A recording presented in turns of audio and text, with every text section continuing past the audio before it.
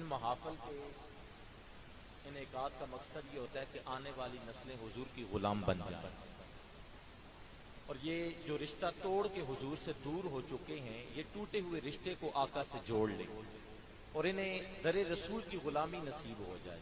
تو حضرت اقبال رحمت اللہ تعالی علیہ نے کہا تھا، چاہتے ہو کہ آنے والی نسلیں حضور کی غلام بنیں۔ میرے سمیت ہر شخص یہ چاہتا ہے کہ ہماری نسلیں حضور کی غلام بنیں اور آقا علیہ السلام کی در کی غلامی ان کا مقدر ہو اور یہ حضور کے سچے سچے غلام ہو۔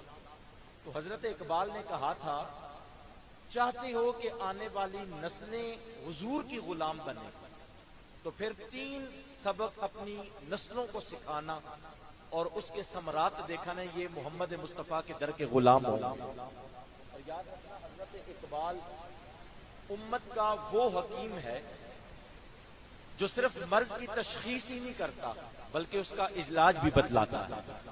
کسی نے حضرت اقبال سے کہا تھا کہ اتنا بڑا منصب ٹھہرا، اتنا بڑا مقام تمہیں میسر آیا، امت کے حکیم ٹھہرے، اتنے بڑے اعزاز سے تمہیں نوازا گیا، تو کیسے یہ منصب تمہیں نصیب ہوا؟ تو حضرت اقبال مسکرا کے فرمایا، کوئی اتنا مشکل کام بھی نہیں ہے، تم میں سے بھی جو یہ کرنا چاہتا ہے سو کر لے۔ اقبال کیا کیا تھا؟ کہا 1.25 کروڑ مرتبہ محمد مصطفیٰ پہ درود پاک پڑھا۔ سبحان اللہ۔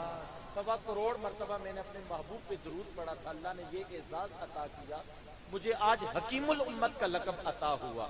اور اقبال امت کا وہ حکیم ہے جو صرف مرض کی تشخیص ہی نہیں کرتا بلکہ اس مرض کا علاج بھی بتلاتا ہے۔ تو اقبال نے کہا، چاہتے ہو کہ آنے والی نسلیں حضور کی غلام بنے تو 3 کام اپنی نسلوں کو سکھانا، اپنی اولادوں کو سکھانا، پھر اس کے ثمرات دیکھنا کہ وہ محمد مصطفیٰ کے در کے غلام ہو، پھر وہ حضور کے غلام ٹھہریں گے۔ اقبال کون سا؟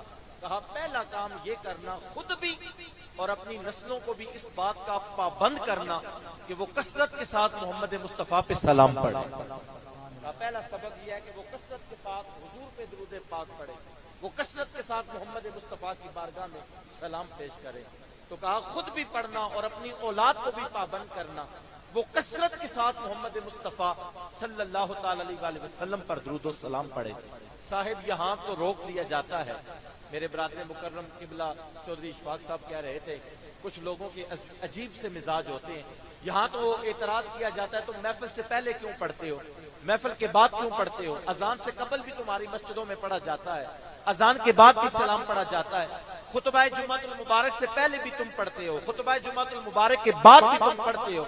میں نے کہا صاحب سلام سے نہ روکنا، یہاں تو کائنات کا دل دھڑکتا ہے کہ وہ محمد پہ سلام پڑھے، یہاں تو کائنات کا دل دھڑکتا ہے کہ وہ حضور کو سلام کرے، یہاں تو کائنات کے دل دھڑکتے ہیں کہ وہ محمد مصطفیٰ کی بارگاہ میں سلام پڑھے۔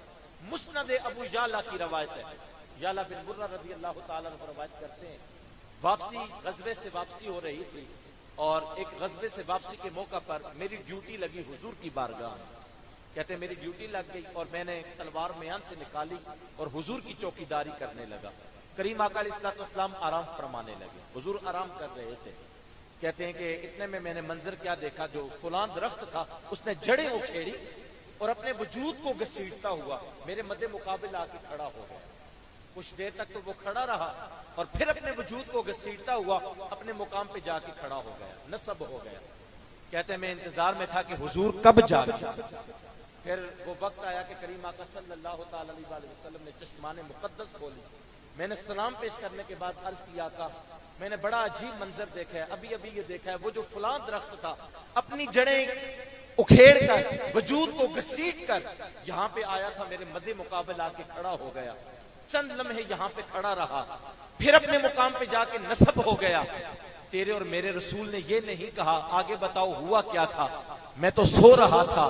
تیرے اور میرے رسول مسکرا کے فرمایا، یعلا بن مرہ میں یہاں پہ آیا تھا تو اس نے رب سے اجازت لی، تیرا محمد نیڑے آیا ہے، اگر اجازت ہو تو سلام نہ پڑھ لوں، میرے رب نے اسے اجازت دی اور اجازت لے کر یہ مجھ محمد پہ صلاۃ و سلام پڑھنے کو آیا۔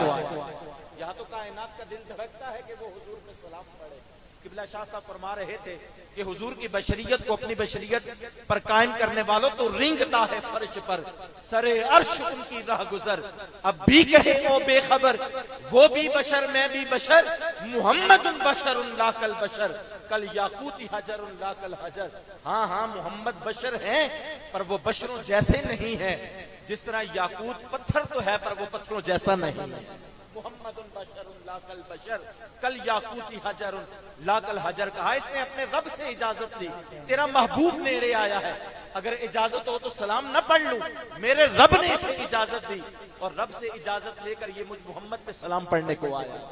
تو کہا چاہتے ہو نہ آنے والی نسلیں حضور کی غلام بنے تو پھر ان کو پابند کرو کہ یہ محمد پہ سلام پڑھے صلی اللہ تعالی علیہ وسلم، یہ کثرت کے ساتھ درود کا اہتمام کرے۔ حضرت حذیفہ بن یمان صاحب